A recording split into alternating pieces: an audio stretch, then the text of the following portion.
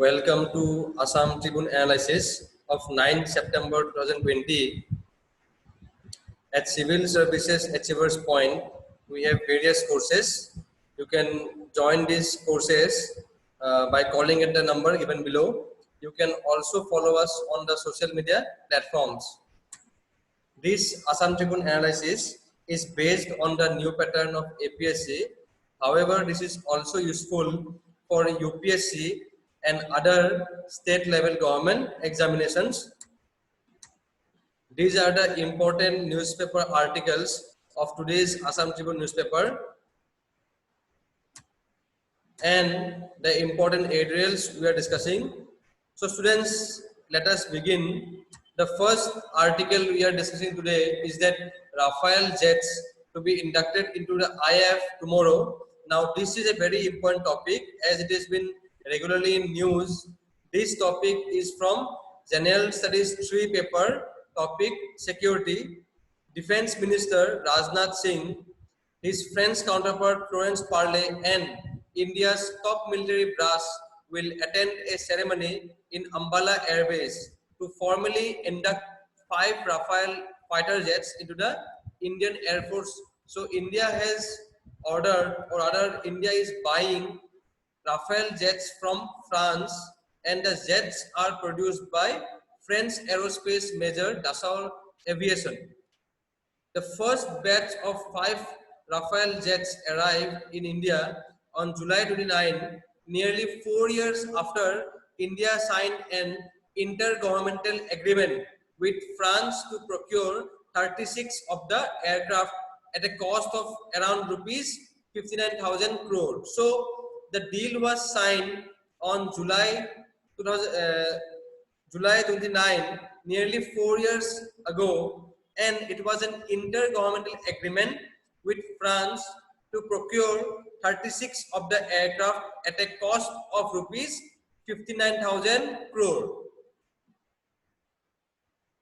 10 Rafale jets have been delivered to India so far, and 5 of them stayed back in France for imparting training to IAF pilots.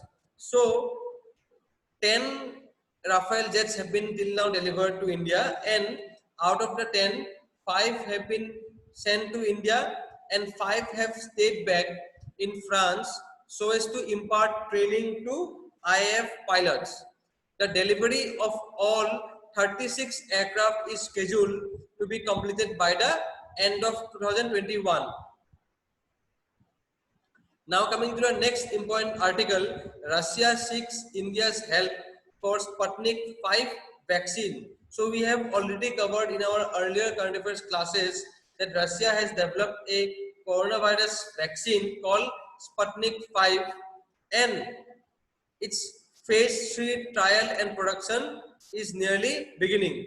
The Russian government has sought India's help in manufacturing the Sputnik 5 vaccine and also to conduct phase 3 trials or bridging studies in the country. So this topic we are studying under the General Studies 3 paper topic, it will be technology.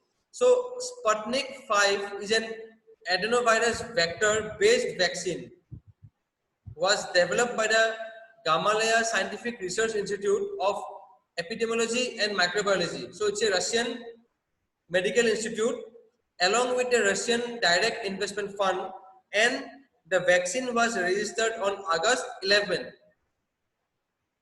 So right now the Indian government attaches great importance to this offer of partnership from, as you know, that Russia is a very special friend of India, and on both the tracks there have been significant movement. Now coming to the next topic, very important topic for our General Studies on Assam paper, governance and polity topic. Government silent on holding GMC elections. Term of last elected body expired on July 2018 itself. So Assam government has violated the provisions of the Constitution of India by not holding the elections to the Guwahati Municipal Corporation GMC even after 2 years of the expiry of the term of the previous elected body. So the term of the previous elected body expired in 2018 itself, and Assam government has till now conducted elections for the Guwahati Municipal Corporation body. The term of the last elected body of the GMC expired on July 31, 2018, and even after 2 years, the state government has not taken any necessary steps. Now here we know that the elections to the local bodies, the urban local bodies and the panchayats are held by the State Election Commission, and the election to the Parliament and State Assembly are conducted by the Election Commission of India, and we know the State Election Commission conducts the election for the urban rural bodies, urban local bodies and the Panchayati Raj systems. The State Election Commission said that the commission can go ahead with the poll process only after the necessary formalities are completed by the state government. The commission sources further pointed out that the state government has decided to increase the number of wards of Guwahati from 31 to 60, but the process of delimitation of the wards has not been carried out. The state government will also have to notify the wards reserved for scheduled caste, scheduled tribe and women.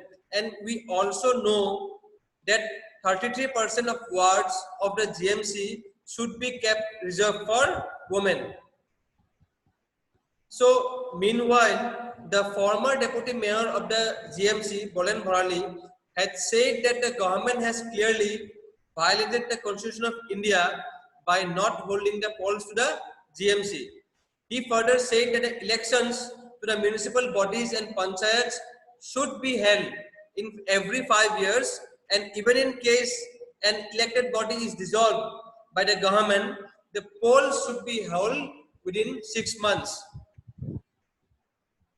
So coming to the next important article, bid to achieve goal of total literacy by 2030 as per Ramesh Pokhriyal, the Union Education Minister, as per the scheme or initiative Padhna Likhna Abhiyan.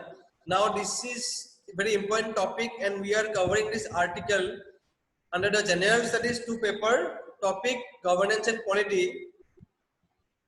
The government's new literary scheme Padhna Likhna Abhiyan will be a leap forward for achieving the goal of total literacy by 2030. Union Education Minister Ramesh Pokhriyal had said that the target of the program is to impart functional literacy and numeracy to 57 lakh non-literate and non-numerate adults in both rural and urban areas across the country in the age group of 15 and above. And this program will mostly target the women, scheduled caste, scheduled tribes, minorities and other disadvantaged groups. In the scheme, among others, priority will be given to districts with female literacy rates less than 60% as per latest census. So we know that as per this scheme, priority will be given to districts with female literacy rates less than 60%. Padhna Likhna Abhiyan will be a leap forward for achieving the goal of total literacy by 2030. The minister further called upon all the stakeholders, including state governments, civil society organizations, corporate bodies, intelligentsia, and fellow citizens to join hands in transforming India to a fully literate society, making the country Sakshar Bharat, Atmanirbhar Bharat, that is literate India, self-reliant India. So this point, students, please make a point of it because you can add this point in the mains answer writing. Further, the minister said that there is an urgent need to focus attention, ensuring that everyone is brought into the fold of literacy and formal education to catch up so that we can move faster towards the national goal. Now coming to the next important topic, JNK glaciers melting at significant rate. It is found in a recent study, and this topic we are studying under the paper General Studies 1, topic Geography of India. Now, glaciers in Jammu and Kashmir and Ladakh are melting at a significant rate according to a first of its kind study which used satellite data to find that over 1200 glaciers in the Himalayan region saw an annual reduction in mass of 35 centimeter on average between the last decade. So in the last decade itself, there has been a annual reduction in the glaciers by the rate of 35 centimeters in over 1200 glaciers in the Jammu, Kashmir and Ladakh region. The study, which is published in the journal Scientific Reports, was carried over the Jammu, Kashmir and Ladakh region, including areas across the line of control and line of actual control. So it was observed that the glaciers in the Pir Panjal range are melting at the higher rate, more than 1 meter per year, while the glaciers in the Karakoram range are melting slower rate, around 10 centimeter per year. Some glaciers are even advancing or stable in the Karakoram range. In other mountain ranges like the Greater Himalayan range, Jaskar range, Samabari range, Leh ranges, the glaciers are undoubtedly melting, but the rate of melting is variable. The researchers noted that while glacier melting is a continuous process and the shrinkage in area of the glaciers is being estimated routinely, thickness and mass changes are not possible always because of the lack of satellite data. Now, the next important topic is the ASEAN holds online regional parliamentary meeting, and this topic we are studying under the paper General Studies 2 paper, topic International Relations. So the 41st General Assembly of the Association of South Asian Nations ASEAN Inter-Parliamentary Assembly opened via video conferencing. And addressing the opening ceremony, Nguyen Thi Kim Nagan, chairwoman of the National Assembly of Vietnam, said the event will discuss issues and topics including Parliament's role in promoting ASEAN economic cohesion and recovery after the COVID-19 pandemic and parliamentary diplomacy for sustainable peace and security in the region. Further, it is said that the General Assembly is held once a year to provide policy directions for the development of the AIPA's objective and as a forum for interchange between its members. Now coming to the next important topic, 2 dead and 4 missing as typhoon lashes Japan. So this topic we are studying under the Geography of the World topic in GS1 paper in mains. The background is that a powerful typhoon that lashed Japan's Kyushu island has left 2 people dead, 4 missing and more than 100 injured. Typhoon Haisen wreaked havoc in southwestern Japan, knocking out power to around 475,000 houses and thereby disrupting flights and train services including Shinkansen bullet trains. So the typhoon Haisen brought hurricane-like winds to wide swathes of Kyushu along with torrential downpours, storm surges, flooding and landslides. So this is a very important news. APSC may ask in prelims exam that Typhoon Haisen was found or which occurred in which country. So students, please make a note of this point, Typhoon Haisen. Now coming to the next topic, Covaxin, that is the coronavirus vaccine, may be launched in early 2021, that is next year, says AIMS doctor. Now this is a very important development, and this topic we are discussing under the General Studies 2 paper, topic governance. So as the country, as COVID-19 is raging like a wildfire across the country, making India the second worst hit country after the US, India's first indigenous COVID-19 vaccine, Covaxin, developed by Bharat Biotech, may be launched in early 2021. So this will be the India's first indigenous COVID-19 vaccine, Covaxin, developed by the Bharat Biotech. So Covaxin has successfully completed phase 1 trials, and the center has given its approval for phase 2 of clinical trials from September 7. So after this, the phase 3 trial will begin. Covaxin may be launched in early 2021 after completion of all trial stages.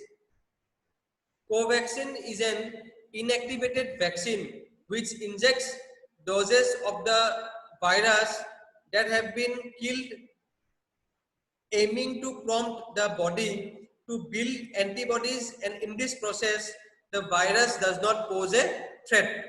So the type of vaccine, it is a inactivated vaccine which injects doses of the virus that have been killed, aiming to prompt the body to build antibodies, and in this process the virus does not pose a threat.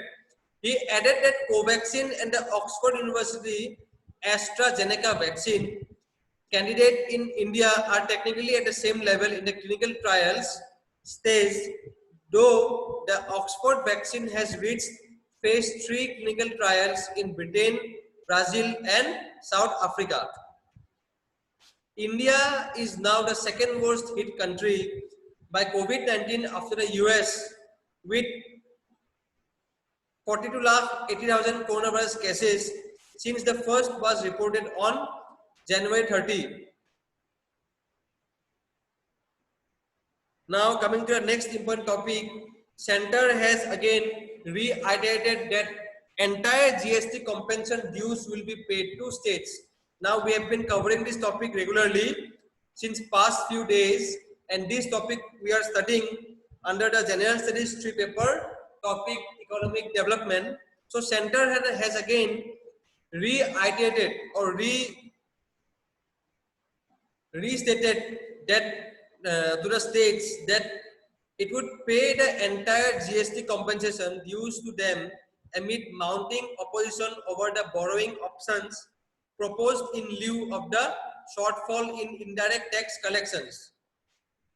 As we have already studied that RBI has given two options, rather the government has given two options, in which the first one provides the option of borrowing by states and under a special dispensation from the RBI for a sum of about rupees 97,000 crore this year, and the second option allows states to borrow from market the entire expected GST compensation shortfall of about rupees 2,35,000 crore in fiscal year 2021. So this topic we have already covered in details. So students, please make a note of these points. Now coming to the next important article, India to have 220 gigawatt capacity by 2022 said by Prime Minister, and it will be boost for the renewable energy. This topic we are studying under the General Studies 3 paper, topic economic development. Prime Minister Narendra Modi said in confidence that India will increase its existing clean energy capacity of 134 gigawatts to 220 gigawatts by 2022 and stressed on reducing tariffs further through technological advancements. The Prime Minister was earlier expected to deliver the inaugural address at the World Solar Technology Summit organized by the International Solar Alliance, that is the ISA, but he could not do so due to some other engagements, and in his place, new and renewable energy minister R.K. Singh read out his message. So further, Modi has also mentioned that one world, one sun and one grid. So this is an important point, students. A prelims based question may come. So please make a note of it that one world, one sun, one grid project, which is aimed at clean energy supplies across nations. The Prime Minister also asserted that the International Solar Alliance is part of this project, which can bring transformational benefits for the entire human race. Now coming to the next topic, Agriculture Minister releases National Bamboo Mission logo. Also, he launches 22 clusters in Assam, Nagaland, Tripura, and 6 other states. So the background is that Union Agriculture and Farmers Welfare Minister Narendra Singh Tomar released a logo for the National Bamboo Mission, that is the NBM. Also inaugurating 22 bamboo clusters in 9 states. These clusters are in Gujarat, Madhya Pradesh, Maharashtra, Orissa, Assam, Nagaland, Tripura, Uttarakhand, and Karnataka. So students, please make a note of it.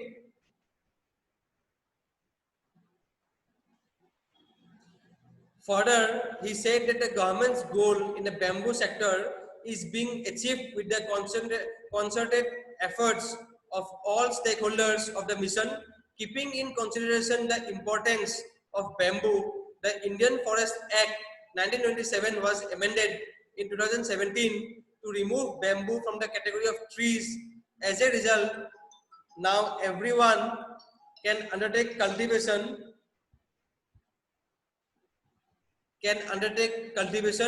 and business in bamboo and its products.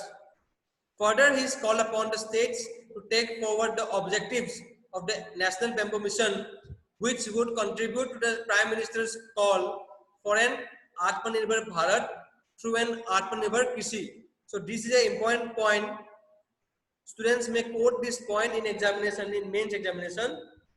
Atmanirbhar Bharat through an Atmanirbhar Krishi, that is self-reliance in agriculture. Now coming to the next important topic, rating group Fins puts India's GDP contraction figure at 10%.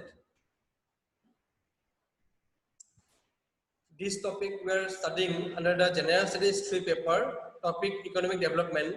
So India's economy is expected to contract 10.5% in the current fiscal before bouncing back in the next financial year as per the ratings group Fitch.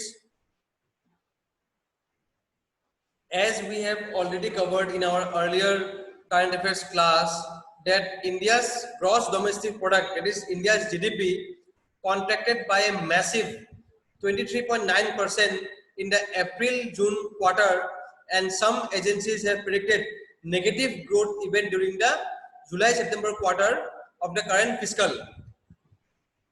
So, as per the Fitch Group, in its global economic outlook, it mentioned that GDP should rebound strongly in the third quarter, October-December, amid a reopening of the economy, but there are signs that the recovery has been sluggish and uneven. So coming to the next topic, the Trade Promotion Council of India, TPCI chief has asserted for more international GI tags and for more agri-export promotion. So this is a very important topic in our General Studies 3 paper, topic economic development. So more international geographical indication tags are India's native products can allow exports to command premium prices along with global acceptance. Now, a geographical indication gives certified information about the distinct identity of a product based on its native region of production and this is key to promote India's agri exports. Further, the chairman of the Trade Promotion Council of India pointed out that international GI tag has helped Danish cookies attain a per unit price of $5,368, while Italian Parmesan cheese fetches a per unit price of $10,000 approximately. And in India, out of 366 registered products, India has only one international GI for Darjeeling tea, and a second one for basmati rice is on the process. Now, coming to the next topic, very important topic from Assam economy point of view, that center has excluded Assam from list of beneficiary states, subsidy for another provision for subsidy for livestock entrepreneurship, and this topic we are studying under the general studies on Assam topic economic development. So the background is that center has excluded Assam from the list of beneficiary states, as per which the state will now not be entitled to funds provided by NABARD as subsidy for livestock entrepreneurship, and the subsidy was provided for livestock entrepreneurship under the National Livestock Mission (NLM) against bank loans.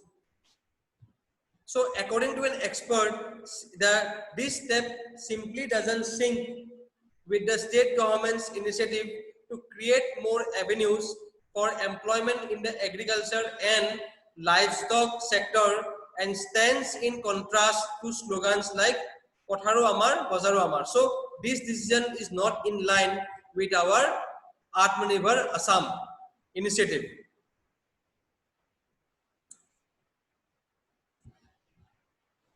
So NABARD has earmarked rupees 50 crore for 22 states except the northeastern states. Notably, the NLM is an initiative of the Union Ministry of Agriculture and Farmers Welfare. So as per the information available, farmers, individuals, entrepreneurs, NGOs, companies, cooperatives, groups of organized and unorganized sector, which include self-help groups and joint liability groups, can get benefited under the initiative. The source said that last year, Assam received around rupees 50 lakh under the NLM, and the entire fund has been utilized successfully. So, coming to the next important editorials of today's Assam Tribune, the first is the outstanding feat. This is regarding the latest development from the DRDO. The latest outstanding feat by the DRDO is the successful test firing by the Defense Research and Development Organization of the hypersonic technology demonstrator vehicle, that is the HSTDV, making India the fourth country in the world after the US, China and Russia to develop such technology. So this success implies that it has opened the door for India to be able to develop missiles that can travel at six times the speed of sound, and it is expected that our country will make its first hypersonic missile within the next 5 years. Before this, Indian missile scientists had used ramjet engines. However, this HSTDV is using the scramjet propulsion system. It may be noted here that CARPers had previously objected to the enormous expenditures being lavished on organizations like ISRO to carry out space research, asserting that a developing country with millions of poor cannot afford such a luxury. But by developing mechanisms to launch such satellites at extremely low costs and undertaking commercial launches on behalf of other countries, our scientists have shown that our space exploration activities can actually pay for themselves. The success of the HSTDV test firing has demonstrated India's capabilities for highly complex technology that will serve as the building block for next generation hypersonic vehicles which can travel at speed faster than 6,115 km per hour and deliver conventional or nuclear payloads within minutes and are highly maneuverable, making them hard to track. So this is a very good initiative. So a question may be expected in prelims or mains. Students, please make a note of this topic. Now the next important topic is regarding the lockdown induced due to the coronavirus and the subsequent unemployment. So this topic we will study under the general studies on Assam paper, topic economic development. So the lockdown has again created a psyche among the general public and dousing our collective consciousness. So there are many pros and cons of the lockdown which have been debated many times. But one thing is that business have been shut down indefinitely and the economic growth is slower and it led to many job cuts and this led to a migrant crisis, and in this period Prime Minister Narendra Modi has given a very good initiative regarding the Garib Kalyan Rozgar Abhiyan, and under this initiative rupees 50,000 crore employment scheme has been guaranteed on June 2020. Most of the migrant workers from Assam were involved in blue-collar jobs and construction-related works. However, in this current climate of economic slowdown, their skill sets have temporarily turned redundant as there are not much work related to construction. Also, along with the lockdown, there was flooding, African swine flu and bird flu in some pockets of Assam, and these troubled the farmers of Assam. So in the light of the given situation, Assam government should focus on the animal husbandry and the fisheries along with the agriculture sector. So now is the appropriate time to engage the migrant construction workers in refurbishing the dilapidated office buildings, veterinary dispensaries, agricultural offices, and retrofitting them with the state-of-the-art technologies, diagnostic tools, etc. Many agricultural and veterinary graduates seeking employment in this difficult time could be engaged on an urgent basis in various parts of Assam. So this may give a new culture of entrepreneurship and start many new ventures in Assam. So this art editorial has discussed the various negative points and how to deal with the migrants who have come back to Assam, and the government should focus on the agriculture and infrastructure sector and provide jobs to these migrants.